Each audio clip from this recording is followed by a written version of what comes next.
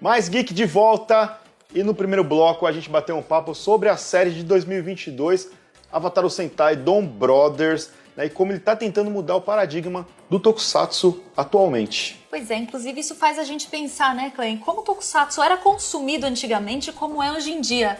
E aí vem a pergunta, o que será que falta pro Super Sentai modificar na forma para atrair novas pessoas? Ou será assim, será que ele precisa abandonar mesmo o passado para seguir em frente, Jé? Profundo, hein? Olha, assim como acho que a maioria dos brasileiros, eu comecei vendo Super Sentai com Changeman. Aí veio Flashman, Maskman, talvez um Google Five antes ali, mas a repetição, né, da forma, né, como ele era apresentado pra gente, era o que me fazia entender como as coisas iam fluir dali pra frente, e as surpresas, tinham surpresas também, elas aconteciam, davam esse saborzinho, nossa, novidade, pá, muito legal.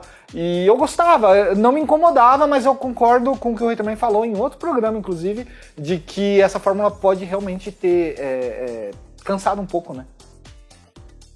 Cara, se você parar pra pensar, né, tipo, Samvulcan você tinha 3 membros, depois subiu pra 5 membros, aí depois eram 3 membros que viravam com mais 2, 5, depois foi a introdução do 6º membro, era um robô, depois viraram 2 robôs, e aí os caras foram criando, chegaram a ter, sei lá, 50 robôs numa série. A gente só esperava acontecer, né? E pra olhar quem que era o novo. Aí saiu do ser um 6º membro pra ter o 7º, 8º, 9º.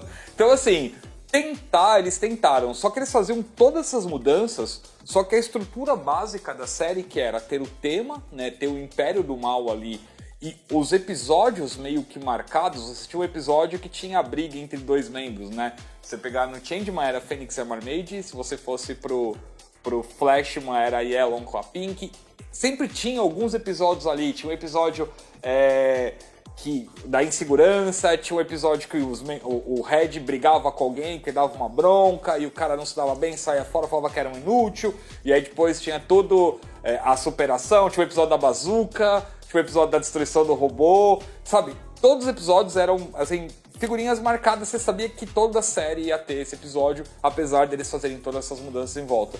Isso então, deixou datado?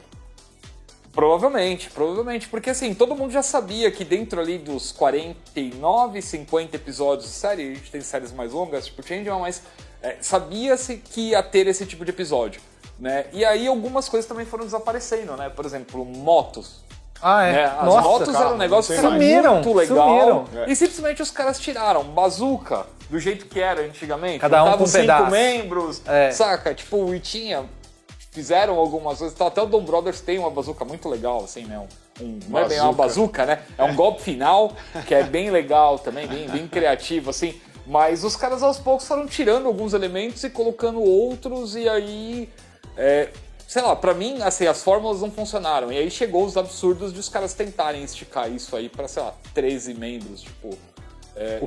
Como é que é o nome dele? Kyuranger. Kyuranger, né? Ele tinha um monte, é verdade. E assim, começar a usar até visuais descartados de séries antigas, né? Tipo o Ho-Ho Soldier, que é um visual que já tinha vazado, a gente já tinha visto em guides Super Sentai. E o aí, pirata do simplesmente Zenkaiger é meio refugo também, né?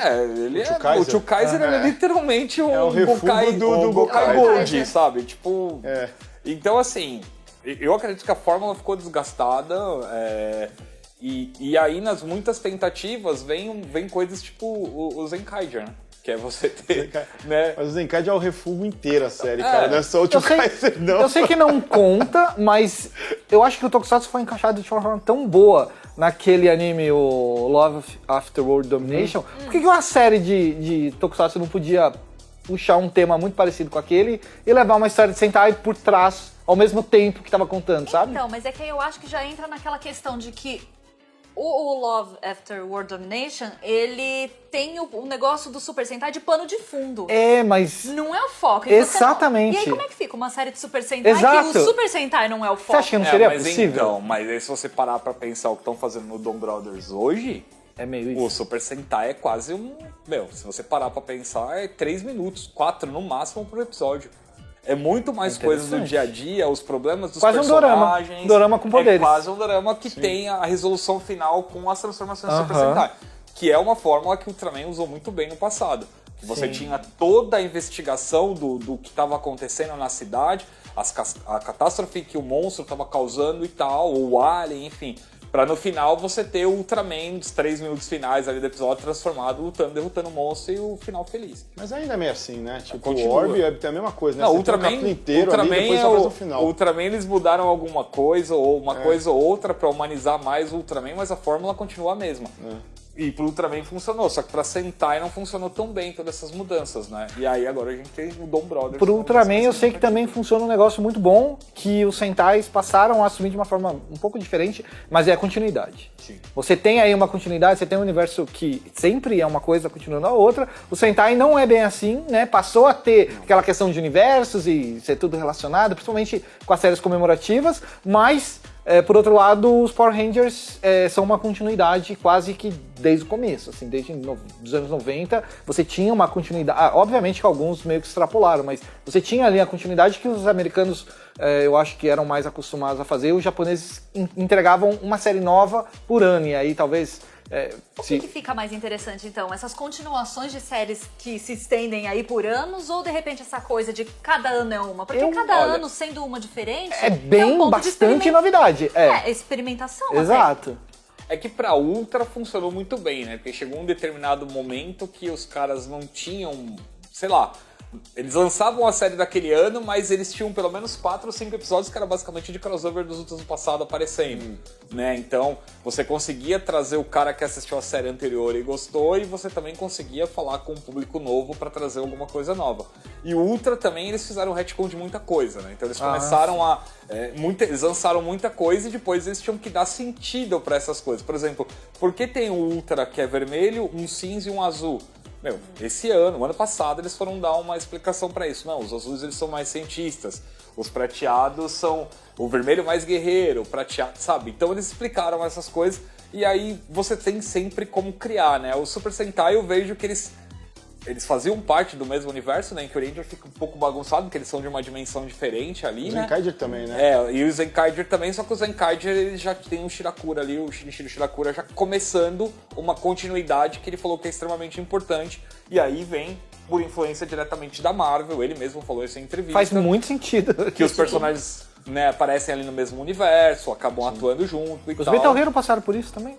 Recente Metal Hero, aí, sim. com o universo... Metal Hero sempre foi uma Metal Hero sequência. sempre foi, né? Porque o Gavan ele recruta o Iga, o Charivan, no final da série dele. Mas eu digo, juntar a galera, que eles juntaram nos últimos filmes lá. Que tinha até Jiraiya, Jaspion de fundo, Magaren era vilão Mas de também um. no B-Fighter, lá atrás, lá em 1995, eles juntaram todo mundo. Colocaram Blue SWAT, Jumperson, todos juntos num especial para enfrentar uma ameaça maior. Sim. Então, assim, isso já existia, só que era uma coisa que em Super Sentai, Kamen Rider, mais ou menos, mas em Super Sentai eles simplesmente ignoravam. Kamen Rider, ele não decide, na moral. Tipo, Kamen Rider vai e volta. Isso pelo menos até os 10 assim, lá. Depois de Dio, na verdade, você não pode falar mais nada, porque...